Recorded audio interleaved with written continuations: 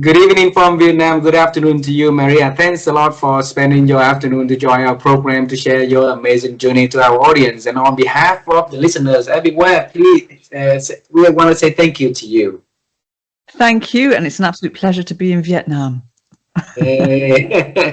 You have a new friend, new family, right? Put it on your bucket list. And I will. We've been seeing a lot. Yeah, we've seen a lot of people from all over the world coming here and having a lot of coffee together, a lot of tea together. Why not you and us, right?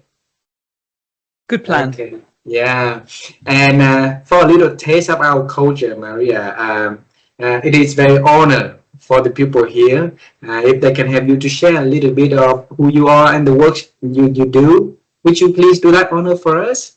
Yes, I'd be delighted. Thank you for the opportunity. So my name is Maria Franzoni, which is an Italian name. So if I was going to give you my proper name, it's Maria Luisa Antonella Franzoni. So there you go. What we're talking about here today, I think, is mainly my work in the world of speaking. So I started in this industry in 1998, and until 2021, I spent my time booking speakers as an agent and running my own speaker bureau as well for 14 of those years. And I was working globally, so with speakers internationally and with clients internationally. And for the last 4 years, we're now in November 2025 as we're speaking, I've been working with speakers, teaching them what we knew and what we know in speaker bureaus to help them be more bookable and charge higher fees. Wow. That's it in a nutshell. So your name is Maria Luenella Franzoni. Maria Luisa Antonella Franzoni. That's why I use just Maria, and that's why we call you Ha, right? We make our name easy. Yeah. See, your name is long but you short it to Maria in short, right? It's like your amazing journey that it's been long with a lot of beautiful things, and then you introduced to us in less than 1 minute, Maria. And that is not fair for our audience. And I told you before we had this conversation is that we're going to travel time. We're going to understand more about the journey. And we have people to understand, the transformative moment that made in you to do this work. Okay? So how does time travel sound to you? Listen, if you can make me younger, that'll be fantastic. But can I keep my knowledge? I'll keep my knowledge, but I'll go younger. That would be amazing. You keep anything and you are always young, okay? All right, I'll lead the way. So when I was born in the middle of the country in Vietnam called Da Nang City, and it's a very small town that's got destroyed a lot of times because of the wars that happened in this country. So my city was poor. I was born in a very poor family. One night we had electricity, the next night we did not. So my dream about my future is I wanted to become an astronaut so badly, Maria. I wanted to go to the moon and see things how bright it is up there.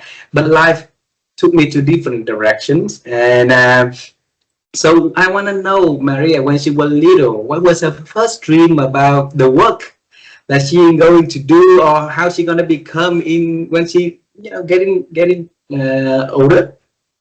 Well, do you know what? I always loved business. My father was in business, and he was actually a very good salesman and then became a director. So I was always interested in selling, doing business, doing deals. And so, my little sister was playing with dolls and playing with dressing up. And I had a little cash register and I had a little book and I was selling products to people and I had little, monopoly money and things like that. So I was always interested. I've always loved business. It's really strange, isn't it, for a child? But that was the thing that fascinated me, and that's always. I've always been fascinated by it, always interested in it. I'm going to have to say something to you about astronauts, actually, coming back a bit nearer into the future. Okay. When I joined the world of speaker bureaus, that my first boss said to me, "Who would you most like to meet?" And I went back to my earliest memory, and my earliest memory of being allowed to stay up and watch television and watch the news was when Neil Armstrong landed on the moon. So my answer was, I want to meet Neil Armstrong. And you're going to be very jealous because I've met and worked with Neil Armstrong, Buzz Aldrin, also several other astronauts too, whose names have gone for me now because I have a terrible memory. But I've met probably 5 of the astronauts who have walked on the moon. Isn't that amazing? Out of 12. Wow. So you must meet the Charlie Duke then. No. Because you already shared Neil Armstrong, right? So when Neil was on the moon trying to land, he communicated back on Earth, right? And down in the command center down on Earth, there's a gentleman. His name is Charlie Duke, and he's the one that responded from Earth back to him. Years later, Charlie became the youngest man who walked on the moon out of the 12 person. My wife and I, we interviewed him. My wife and I, we interviewed his wife. My wife and I, we got them to do a lot of like speakings for our community here in this beautiful country also. So Maria, I think that the world is beautiful beyond our imagination. You know, thanks for bringing that, you know, like the story of Neil Armstrong up. Isn't that fantastic? That's wonderful. Yeah, we're very lucky actually in our lives to have been able to meet these incredible people. And this is, and I know I'm back in the present day, but this is the thing that I love most about this industry, is the opportunity to meet the most incredible people. And like you say earlier, we travel to the present time a little too fast. So we need to adjust the timing again, okay? So bring me to one of the night that little girl, Maria, playing with the cash register, right? And think about her future becoming a salesperson. And I think the selling world is huge for her. So I'm just curious to know, what did she think about, you know, when she grew up becoming a salesperson? How is it going to look like? It wasn't necessarily being a salesperson; it was having my own business. It was, but selling for me was something that I wanted to learn because my father was the top salesman in his company, and as a result got promoted to be a director. And so it was, and he started. My mum and dad came to the UK, both of them separately, as Italians, as young people. They met here, and my father started as a tea boy, you know, in the company. He didn't speak very good English, and he worked his way up to then helping the salespeople, and then becoming a salesperson, and then all the way up to director. In those days, and it's changed now, of course, but you would start with a company and stay with them all your working life and go up the ladder. Now it's sort of everyone changes and they have portfolio careers. So I was very much influenced by my father, and my mother also influenced me because my mother, being Italian, she was one of 3. She was the oldest. She was a sister, and she had 2 brothers. And in Italy, after the age of 14, you pay for school. And her family didn't have the money to pay for 3 children to go to school. So they said, well, you're the girl, you're going to get married. So the boys they need to support the family. So they go to school, you stop at the age of 14, you become a maid, and you help run the house and you help other people.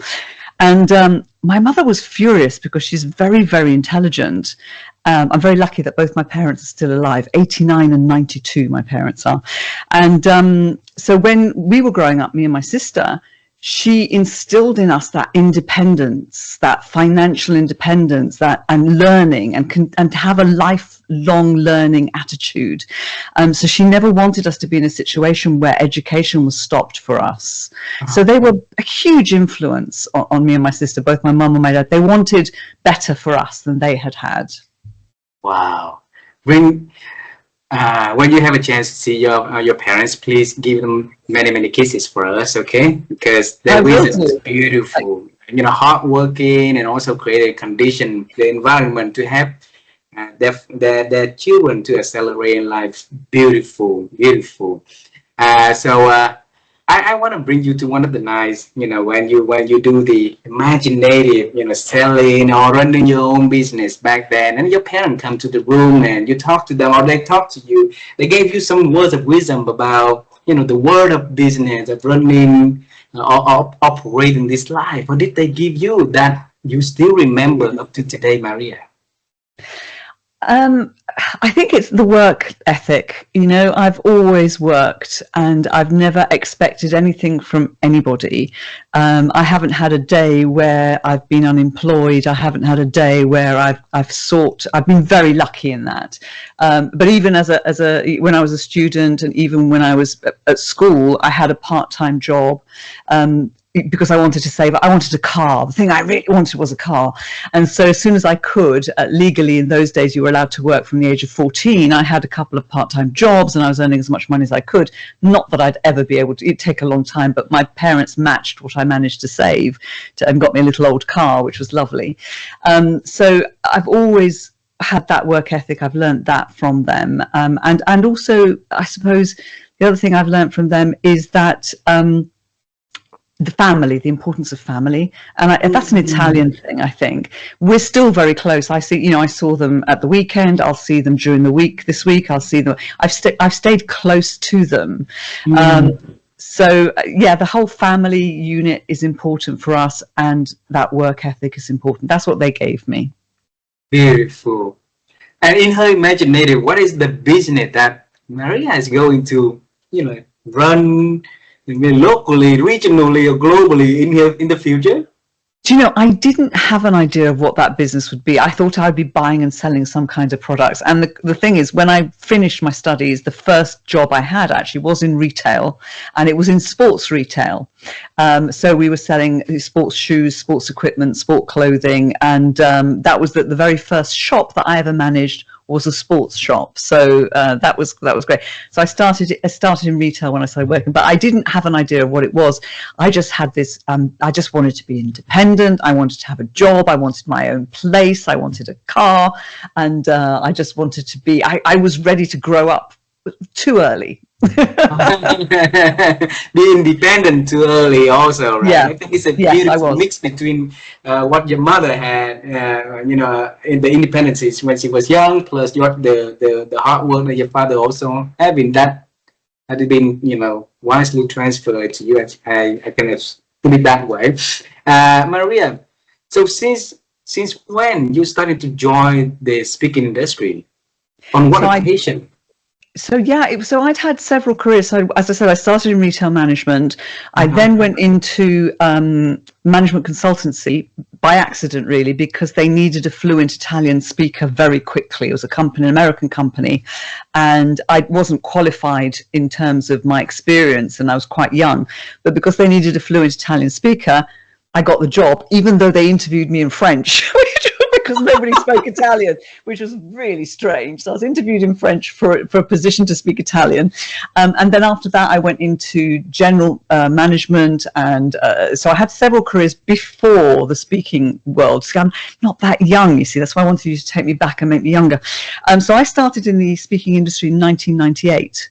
I had no idea that there was such a big industry. I had no idea about it at all. And I answered a very cryptic advert. The advert said, "Can you negotiate at senior level?" And I thought, I can do that. I've sat in front of CEOs as a management consultant, and I've told them that their business is wrong and what they're doing wrong. I've run a business as a general manager for big with lots of offices and lots of staff. So I thought I can do that. And I didn't realize that was going to be people like former heads of state or former CEOs who would be the speakers. And then on the other side, it would be really senior people who were booking those speakers. And when I discovered that, I just loved it. I loved it. You just loved it. You're not like scared of it, but loved it. Absolutely petrified. Absolutely. I was petrified because I thought, I don't know so many of these people that I'm going to be representing and selling, because there were so many people I had to learn about, especially the international names. International people, international famous authors, or international famous management gurus. All of these people, and others instead are people that I thought, gosh, I've admired this person. I've watched this person on television. I've read this person's books. I studied this person's books. And now I'm picking the phone up and speaking to them. So yes, to start off with, I was petrified. But what was fantastic was that we had we had about a month of training where we weren't allowed to speak to anybody. We weren't allowed to speak to a client. We weren't allowed to speak to a speaker. And there was a group of us who started together. And we were learning and learning and learning about the business, about the individuals. The advantage I had is because I'd had business experience before I started, it was easier for me to talk to clients and understand their problems. So that gave me a huge advantage. But, you know, the areas I struggled with, to be totally honest with you, were areas, sports names, because although I came from working in sports, I was terrible at knowing who the footballers were, or I still am, the rugby players or whatever, because I never really watched it. Even though I looked after some of these people who used to come to the shops, I never recognized them. So that's my weak area, is that I'm not a huge sports fan. I love film, I love comedy, I love business, but the sports piece is probably, you know, the weakest link for me. Don't tell anyone. Now everybody heard this. Maria, so for that 1 month, now the month ended, and then you starting to go into the real world, picking the phone up and start calling people, you know, the people you representing and the people that are booking those that you represented, right? So the training is one word, and that is the actual world out there. How did you adapt, you know, from the training onto the real life, you know? For me, picking the phone up was selling. That's the bit that I was good at. I'm good at that. I can pick the phone up and speak to somebody, you know, talk to them very quickly, understand if they would be interested or not waste their time if they weren't. So I didn't have a problem with that. And a lot of others did have a problem with that. And I also didn't have a problem with using the systems. We had a customer relationship management system, a CRM. And because I'd used CRMs before, I found that very easy. Some of my colleagues really struggled. So most salespeople are really bad at admin. I love admin and selling, so I'm a weird salesperson. So I was able to go into what I knew. And then, so I focused on the customers, on the customers saying, you know, hi, you know, this is where I'm calling from, trying to find out who organizes your conferences and events. Do you need any speakers? Can I give you some suggestions? Let me send you some information. And I'd spend the morning on the phone and the afternoon doing the admin. Oh. And I found that was the most efficient way for me, and it got me results really fast by being just totally on the phone, and then in the afternoon all the admin. Beautiful. Bring me to your first deal, if you still remember. All right. Yeah, I mean, yeah, my first day. No, your first deal. Oh, my first deal. Oh, I do. Yeah. Well, here's the irony. Here, you're going to laugh now. My first deal was a footballer. He was a football manager, and his name is Laurie McMenemy. He managed, at that time, he was managing Southampton Football Club, one of our clubs in the UK. He was my first booking, even though I don't know about football, so I could still sell people, right? And he wrote me I didn't tell him he was my first booking until afterwards. I didn't want him to know I was inexperienced. And then afterwards, I told him, and he wrote me the most beautiful letter saying what a pleasure it had been to be my first. Wasn't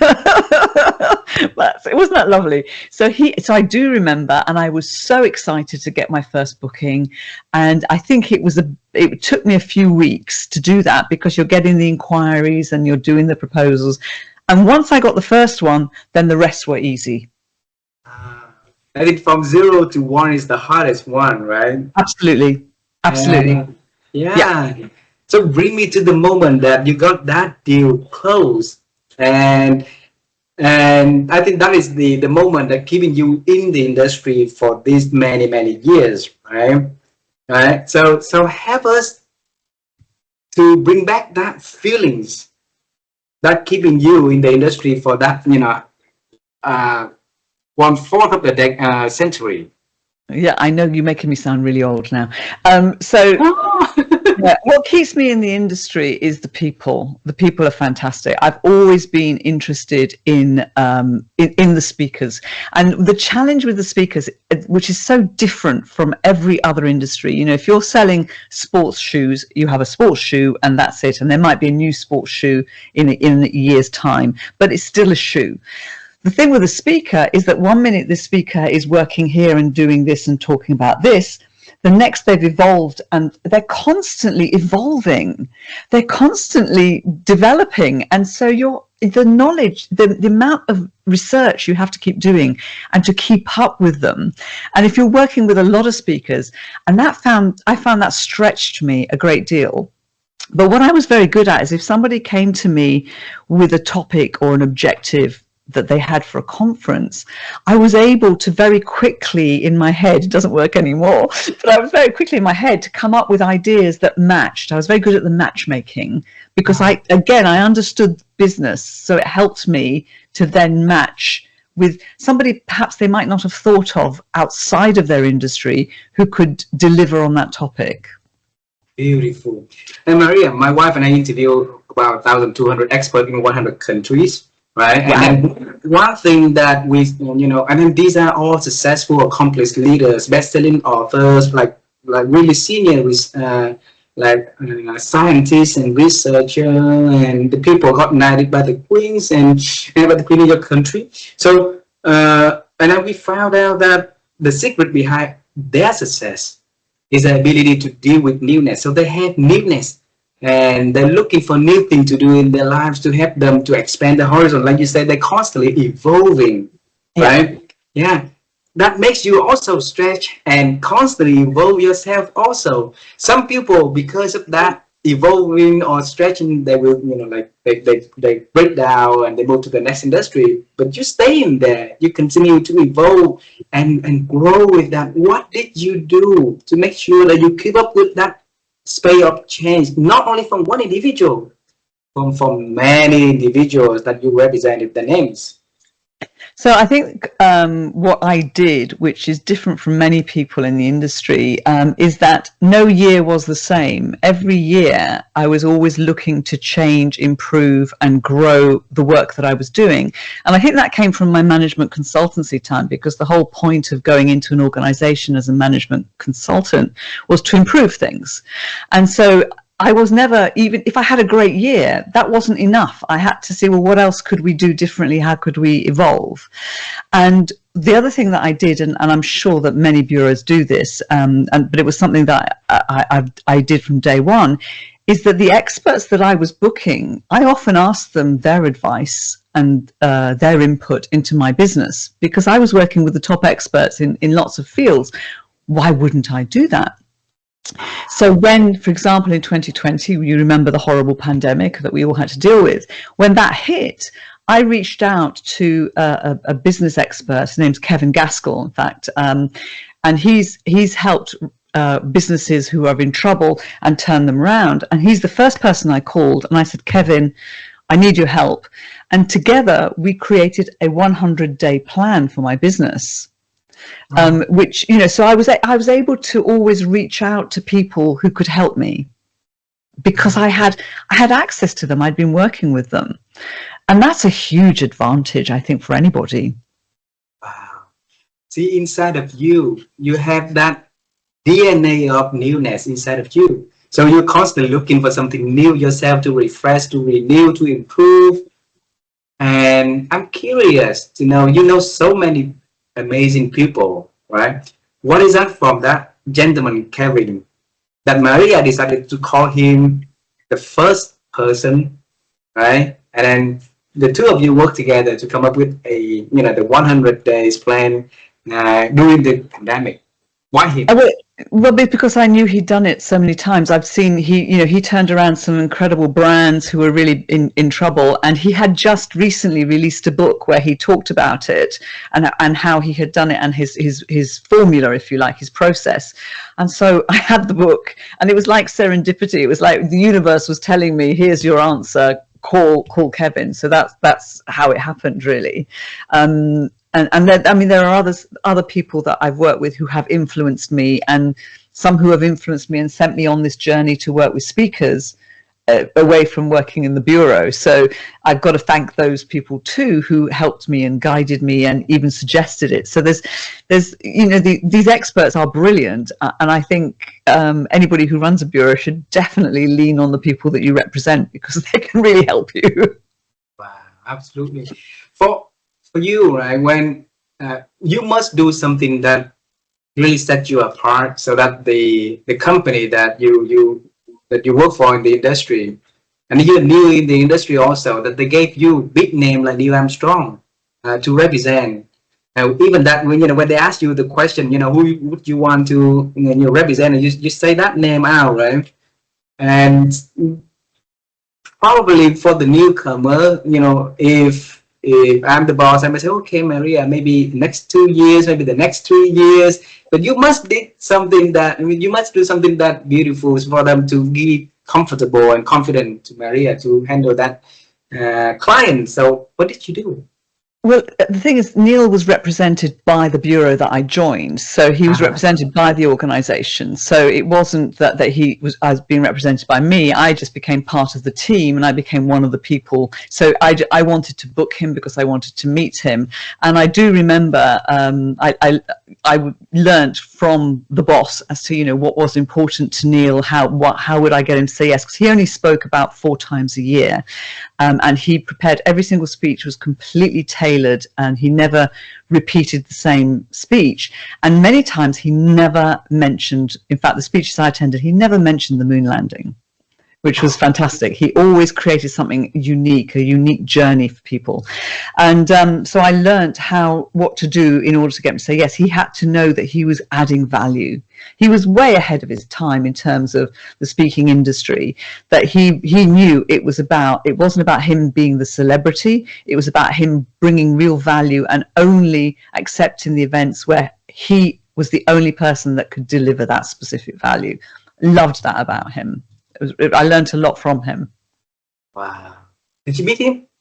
Yeah, I had dinner with him regularly. Yes, he's a wonderful man. We both were passionate about food, so he always let me choose the restaurant, and we're also passionate about little dogs. I am starting to get jealous with you, Maria. So happy for you, so happy for you.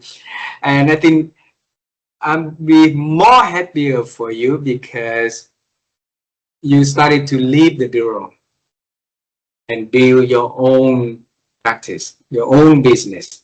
Because that is when that little girl Maria dream becoming real, right? So, well, now you see how I actually had a couple of businesses before I joined the speaker bureaus. They didn't work out because as an entrepreneur, right? These things happen, right? So I'd already had a couple of businesses. So this wasn't the first time, but I'd learned from those. But yeah, so this is Maria finally having a business. Yeah. And in fact, when I worked for the first bureau, Celebrity Speakers, I was an employee. When I went to the second bureau, I didn't want to be an employee. I wanted to be self-employed, which meant that I could manage my own time, and so I did a different arrangement. So I could bring in my own team, and I could work from home, and I could run my business as I wanted. And then so when then the stepping stone then to run my own business was very much easier. What made you go to the went to the second bureau and decided to do it on your own term instead of becoming just an employee like other people? Well, they approached me. So they'd lost a lot of business to me, and they thought actually maybe we should bring Maria in. And when I joined them, they hadn't. This was London Speaker Bureau, who I write about in my book. They didn't have a big international presence as they do now.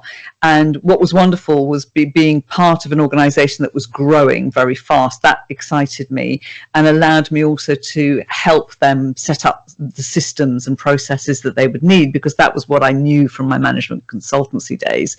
So I helped them to grow. And then when we got to a point where they were rather large, I didn't have as much influence anymore, because if you're trying to change things in a very large organization, it's slow. And I wanted to be agile and nimble. So that's when I decided, right, I want my own business now. And I did it all in agreement and collaboration with London Speaker Bureau. In fact, we partnered in several areas, so that although I had my own company, we still collaborated and partnered, which was fantastic. So I had 20 years with them, which was phenomenal. So it means that you also running your business for over 20 years. I ran my own business for 14 years, yeah, and then now another 4 years. So yeah, 18 years, yeah. And I really like one thing that you put on your profile is that you realize that you could do more, right? And I think that realization is important because that's really transforming a lot of things that happen in front of our eyes, an everyday thing that we've been working, right? When we keep working and working and working and not, and one day you wake up and time flies already, you not realize something new, something that can be turn, turn your life into different directions. So when you say you realize that you could do more, okay, to have then you start to write books, start to share more. What made you come to that realization, Maria? I suppose COVID accelerated it, but I always had in my mind that there was a lot of people out there offering speaker support in terms of coaching and training, and for me the gap was that real commercial piece, the real business piece. You see, it all comes back to business again, right? And business is from the day one, and still now I'm passionate about business. And so many speakers are I found were very good on stage but very bad at making money or keeping money, should we say, because many got paid well, and the business side was missing. And I could see that the training that was out there wasn't really doing it, because a lot of people who go out and train speakers don't actually understand the speaking industry. They don't understand who the bookers are, what's going on, what industry we're really in even. And so I was frustrated by that. So my intention was always at some point to move into the training side, and I was doing a little bit on the side, if you like, as part of my bureau work. And then when COVID hit, and I had so many speakers that I'd been working with for years come to me and say, look, our business has collapsed, help, what do we do? It was the opportunity for me to say, okay, let me work with you while my team works with the clients that have current events and manage those, and I'll work with you and support you guys. And I then found, actually, I can do this really well. What I found that I could do is I could do things quickly. And the other frustration I had with a lot of training is that somebody will sign you up for a year program or a 6-month program, or it's going to take all of these sessions and it's going to take all of this money. And actually, it really doesn't have to. I could turn people's businesses around in 1 or 2 one-to-one sessions, where we could literally turn it into a commercial and thriving business. So I love doing that. I love helping people make money. I love it when somebody writes to me and says, Maria, I managed to pay for my house because of all the work we've done together. Or, Maria, I've managed to do this. Or, I've sent my children to private school. Or, we had an extra holiday. Or, I bought a new car. Or, I love that. That makes me really excited.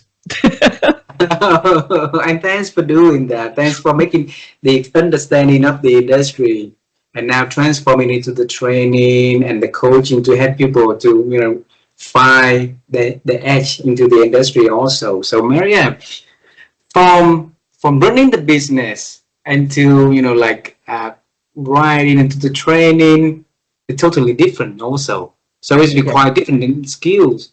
And how did you beautifully do that and make your book become #1 internet, best-selling also?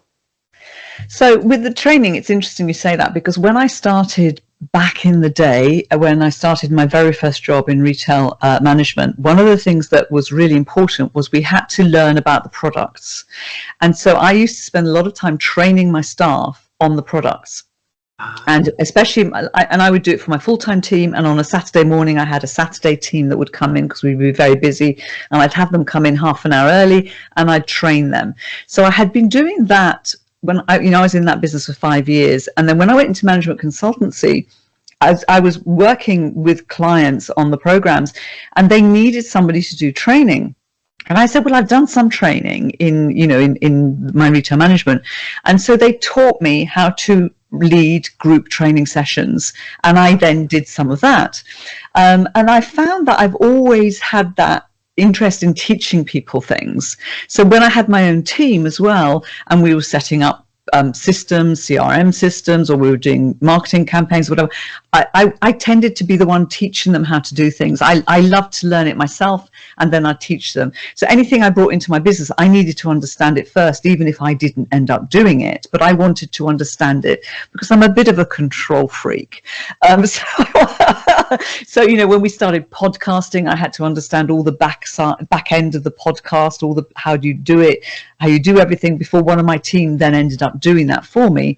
But I wanted to know all of the pieces, and one of the things I learned as a management consultant, which was so valuable, was never to have just one person in your team that knows how to do everything. Always have somebody, so that if that person is ill or leaves, you've always got at least one, if not two people.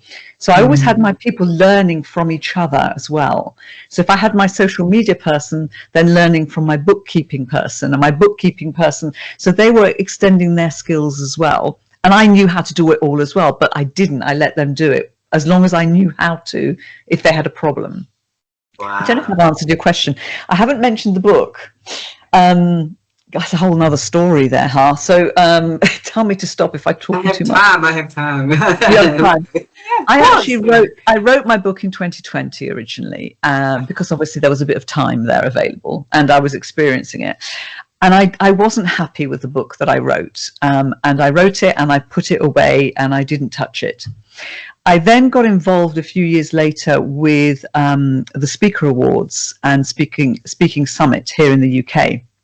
And the Speaker Awards recognises speakers for their, their show reels, for their websites, for their speeches, whether virtual, in person, their storytelling, their thought leadership. It's a great, great event.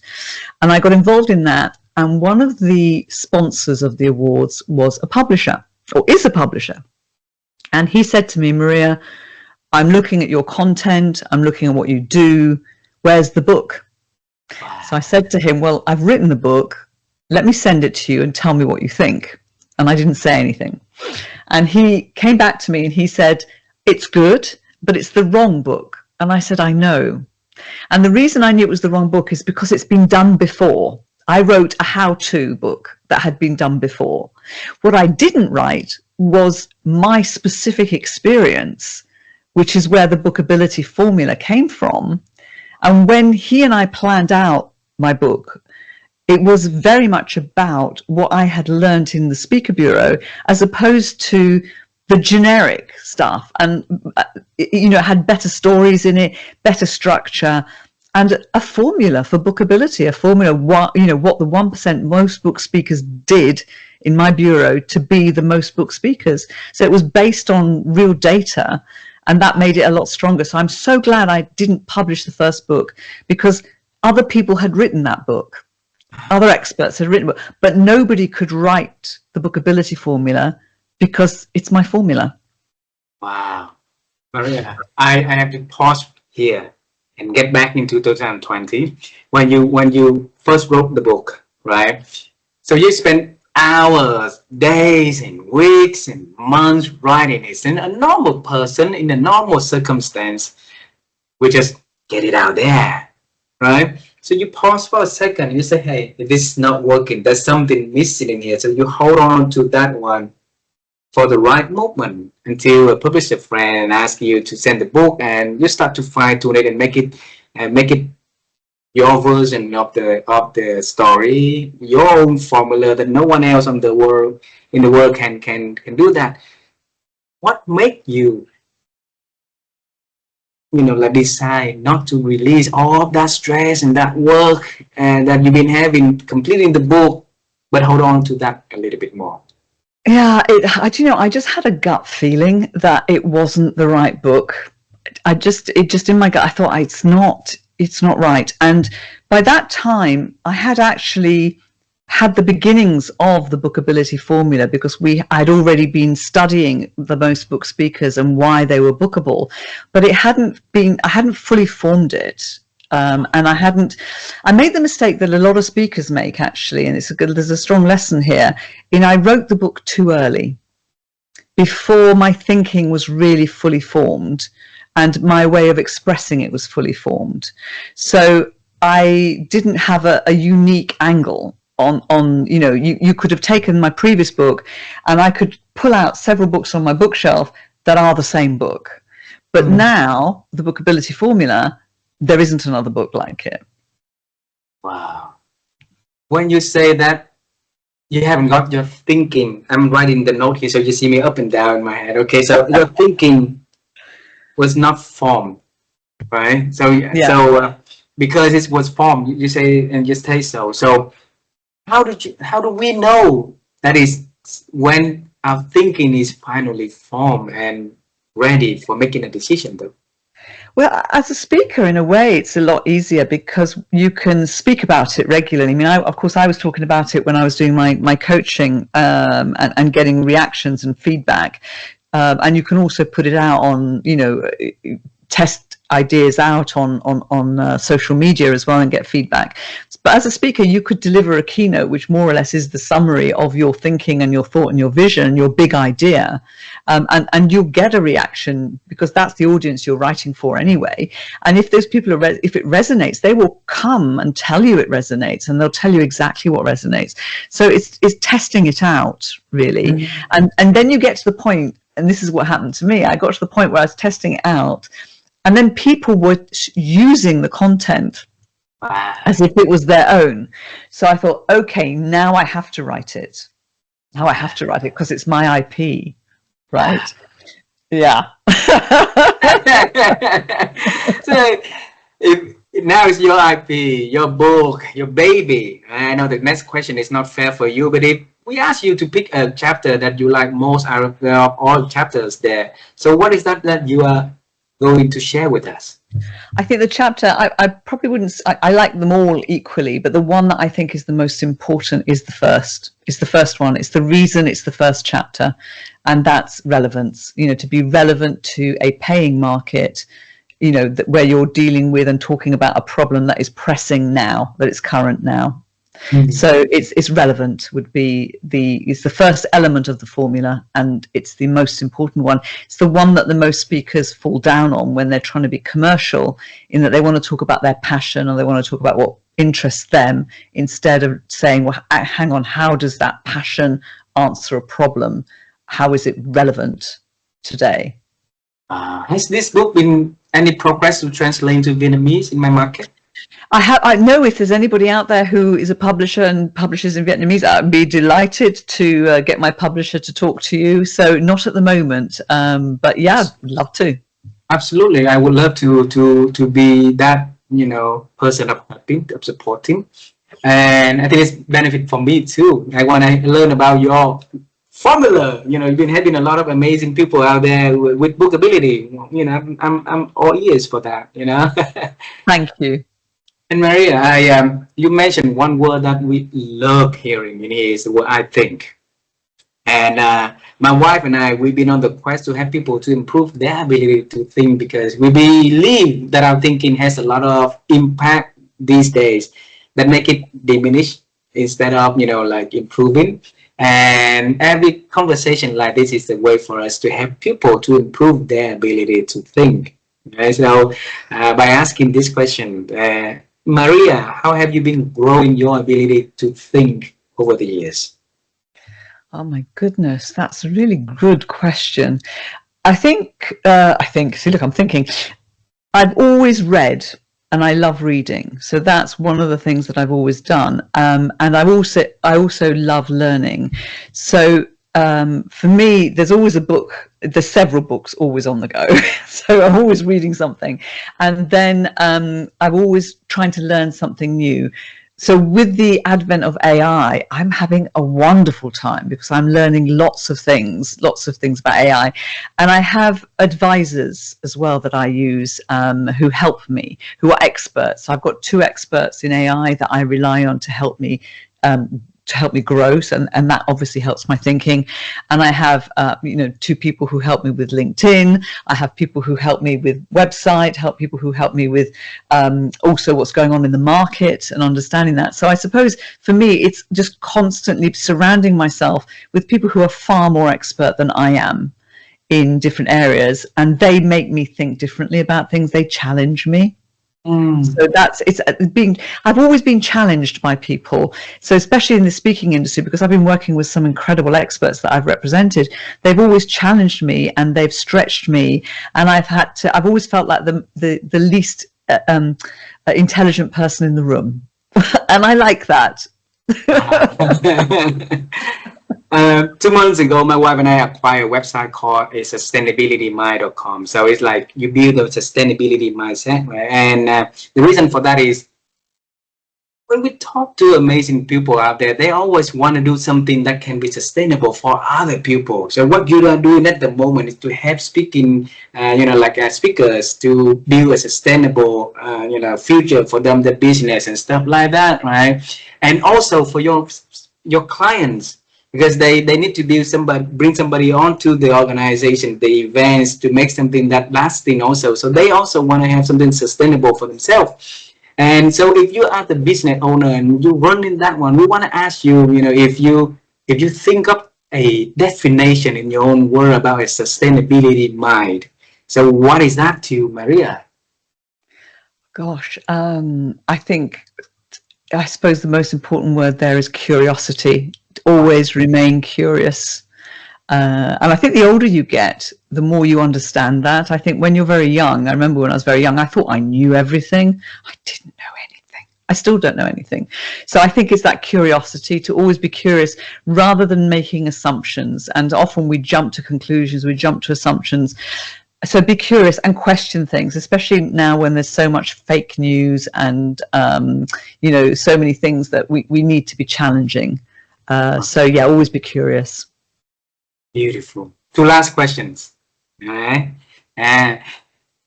If we can travel time, you and me will go into your room when you were little. You play with the cash register and wanted to become a businesswoman, and you're running the business in the future. Now you are coming with me to that room. We sit down together next to her, to that little Maria. All right. And you're going to tell her about the future of running business, of meeting amazing people, of whatever that you can tell that little Maria. So what would you tell her? I would tell her, and it's something that I live by now, and I probably didn't all of my life, especially when I was little. So do the right thing, even if no one is watching. Wow. I would tell her that. And explain a little bit more, which. So I think sometimes we can be tempted to do something which maybe isn't the right thing. We might say something wrong. We might do something wrong. We might take a shortcut. And it might be something silly, or it might be something bigger. There are examples, but I'm not going to share them.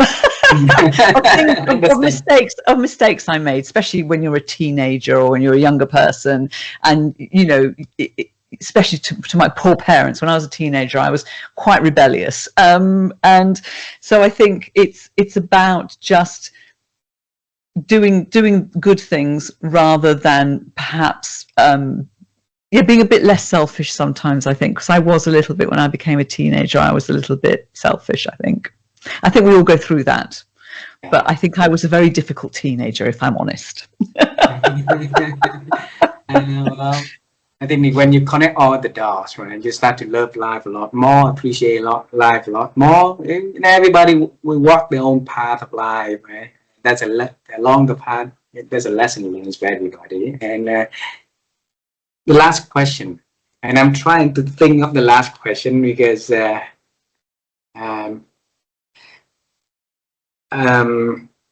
2026 is coming, okay?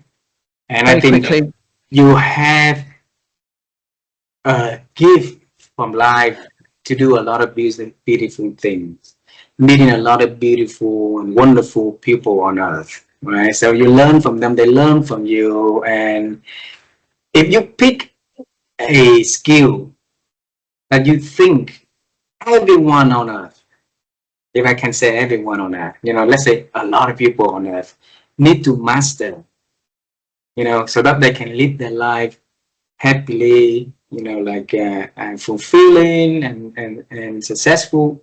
So Maria, what is that one single skill do you think that each of us need to focus on 2026 forward?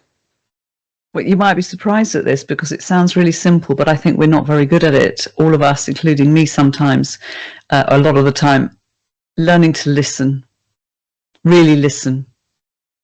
And I think sometimes we're bad at that. All righty. I say the two last question, but because you opened that, learning to listen, I would love to pick 2 more minutes with you for that question. Okay. If we want to become a better listener in your own experience, how are we doing that? I think too many people go into a conversation already having decided what the outcome is going to be, and therefore they steer it. And my experience of working in a bureau, this is the experience I've had, is that often when I met a new speaker, I would ask a question and they would just talk at me. And I would come after, when they came up for air and stopped talking at me, delivering a speech, I would then say, you haven't answered my question, because they were so prepared with what they wanted to tell me and what they wanted me to hear. But the thing is, if they're not answering my question, I'm not listening anymore either. So it's that ability to be more interested in the other person and their point of view rather than what you need to say. And I think we all struggle sometimes that when we're in a conversation, rather than listening to the other person's point of view, we're waiting for the space to tell our bit. Thank you for sharing. Beautiful. Maria, thank you so much for spending your afternoon to join our program and share your amazing journey. Beautiful journey. Okay. And I would love to meet you in person, have a cup of tea together. And it would be wonderful to also have your book translated into our language so that we can help people to understand more about your bookability formula, because I think that is for more than just speaking industry, and my feeling is that there's a lot more in there for all of us to read and then to learn from your experience, not just speakers, right? And if you see your parents, make sure that you give them a lot of hugs and kisses. For us, we love them for for everything. Okay. Thank you so much for being a wonderful host. Thank you. Thank you. Have a beautiful day, and I see you again soon. Bye bye. Bye bye.